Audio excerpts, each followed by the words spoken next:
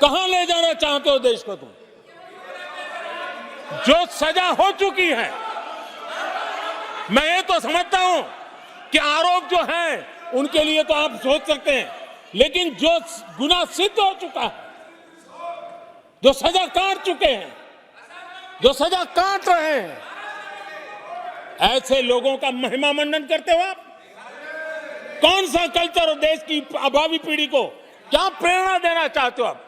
कौन से रास्ते और ऐसी कौन सी आपकी मजबूरी है? जहां संविधान का राज है, जहां लोकतंत्र है, माननीय अध्यक्ष जी, ऐसी बातें लंबी नहीं चल सकती हैं। ये लोग लिख करके रखे हैं कि ये जो महिमा मंडन का काम चल रहा है उनका, वो अपने ही खात्मे की चिट्ठी पे सिग्नेचर कर रहे हैं लोग। जिसको जितना जुल्म मुझ पर करना है कर ले, मेरी भ्रष्टाचार के खिलाफ लड़ाई चलती रहेगी। जिसने देश को लूटा है उनको लौटाना पड़ेगा, जिन्होंने देश को लूटा है उनको लौटाना पड़ेगा। ये मैं देश को इस सदन की पवित्र जगह से वादा करता हूं। जिसको जो आरोप लगाना है लगा लें, लेकिन देश को लूटने नहीं दिया जाएगा और जो लूटा है वो लौटाना पड़ेगा। जो खुलेआम देश में अलग देश बनाने की वकालत करते हैं,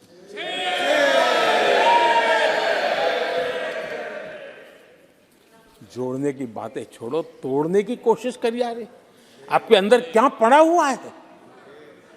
क्या इतने टुकड़े करके अभी भी आपके मन को समाधान नहीं हुआ है? देश के इतने टुकड़े कर चुके हो आप, और टुकड़े करना चाहते हो? कब तक करते रहोगे? अगर नेहरू जी का नाम लेते हैं तो उनको बुरा लगता है, लेकिन कश्मीर को जो समस्याएं झेलनी पड़ी उसके मूल में उनकी ये सोच थी और उसी का परिणाम है देश को भुगतना पड़ा। जम्मू कश्मीर के लोगों को, देश के लोगों को नेहरू जी की गलतियों का बहुत बड़ी कीमत चुकानी पड़ी है। आदरणीय अध्यक्ष जी, वो भले गलतियां करके गए, लेकिन हम मुसीबतें झेल करके भी गलतियों सुधारने के लिए हमारी कोशिश जारी रखें। हम रुकने वाले नहीं हैं। हम देश के लिए काम करने के लिए निकले हुए लोग हैं। हमारे लिए नेशन फर्स्ट है।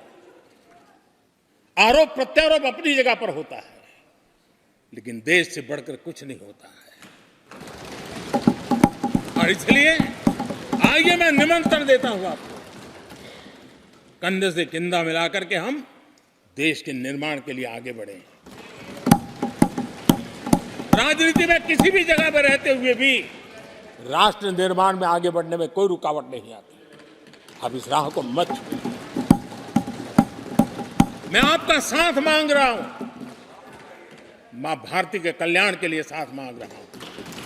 मैं विश्व के अंदर जो अवसर आया है उस अवसर को बुलाने के लिए आपका साथ मांगता हूं। मैं आपका सहयोग चाहता हूं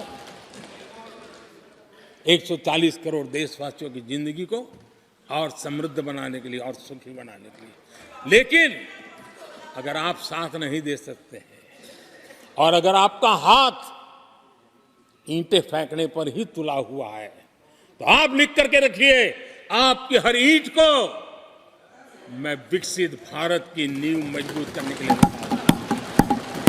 आपके हर पत्थर को मैं विकसित भारत के जो सपनों को लेकर के आप चले उसकी नींव मजबूत करने के लिए मैं लगाऊंगा और देश को हम उस समृद्धि की ओर लेके जाएंगे। जितने पत्थर उछालने उछाल लीजिए, आपका हर पत्थर भारत के समृद्ध, भारत के विकसित भारत के सपने को समृद्ध बनाने के लिए हर पत्थर को मैं काम में ले लूंगा। ये भी मैं आपको विश्वास दिलाता हूँ। कांग्रेस और राहुल गांधी की ओर से अन्य पिछड़ा वर्ग ओबीसी को लेकर मोदी सरकार पर लगातार हमला किया जाता रहा है। कांग्रेस के मोदी सरकार में कितने ओबीसी पूछे जाने को लेकर पीएम मोदी ने कहा कि कांग्रेस और यूपीए सरकार ने ओबीसी के साथ कभी न्याय नहीं किया।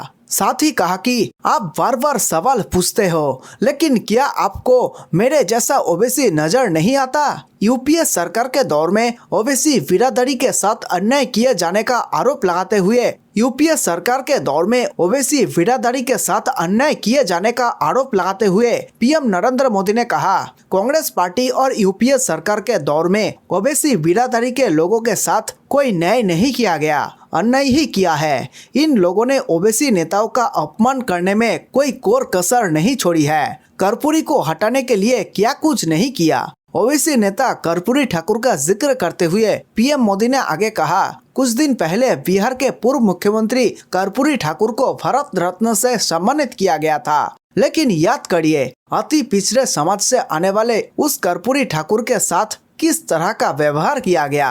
कांग्रेस के लोगों की ओर से किस प्रकार से उन पर जुल्म किए गए। 1970 में जब वे बिहार के मुख्यमंत्री बने तो उन्हें पद से हटाने के लिए कैसे कैसे खेल खेले गए थे। उनकी सरकार को अस्थिर करने के लिए क्या कुछ नहीं किया गया था। उन्होंने आगे कहा, जिस कर्पूरी ठाकुर ने पूरा जीवन लोकतंत्र के सिद्धांतों के लिए, संविधान की मर्यादाओं के लिए छापा दिया, उनका अपमान करने का काम कांग्रेस ने किया था। कांग्रेस को अति पिछड़े वर्ग के लोग बर्दाश्त नहीं होता।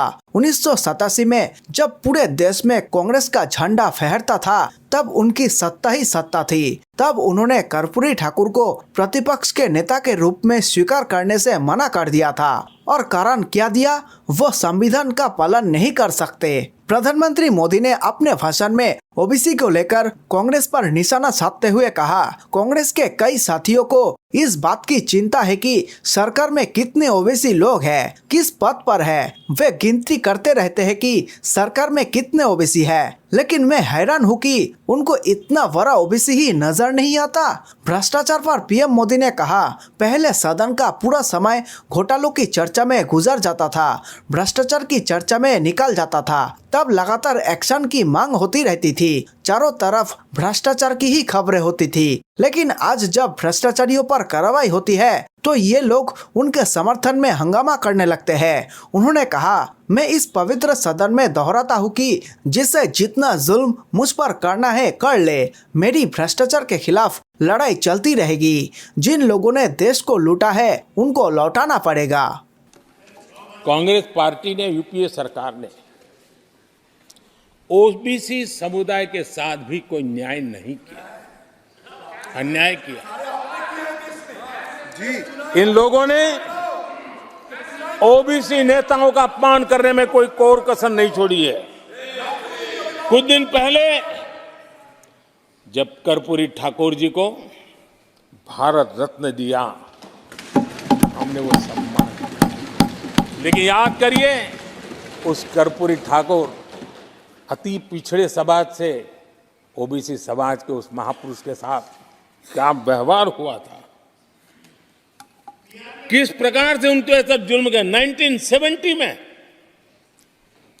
बिहार के मुख्यमंत्री बने तो उनको पद से हटाने के लिए कैसे कैसे खेल खेले गए थे।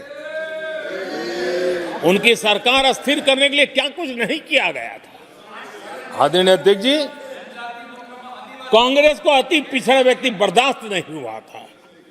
1987 में जब कांग्रेस के पास पूरे देश में उनका झंडा फहरता था, सत्ता ही सत्ता थी, तब उन्होंने कर्पूरी ठाकुर को प्रतिपक्ष के नेता के रूप में स्वीकार करने से मना कर दिया। और कारण क्या दिया, वो संविधान का सम्मान नहीं कर सकते। जिस कर्पूरी ठाकुर ने पूरा जीवन लोकतंत्र के सिद्धांतों के लिए, संविधान की मर्यादाओं के लिए खपा दिया, उनका अपमान करने का काम कांग्रेस पार्टी ने किया था। आदरणीय अध्यक्ष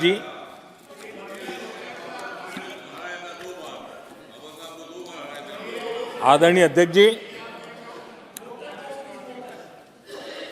कांग्रेस के हमारे साथियों को आजकल इस पर बहुत चिंता जताते हैं कि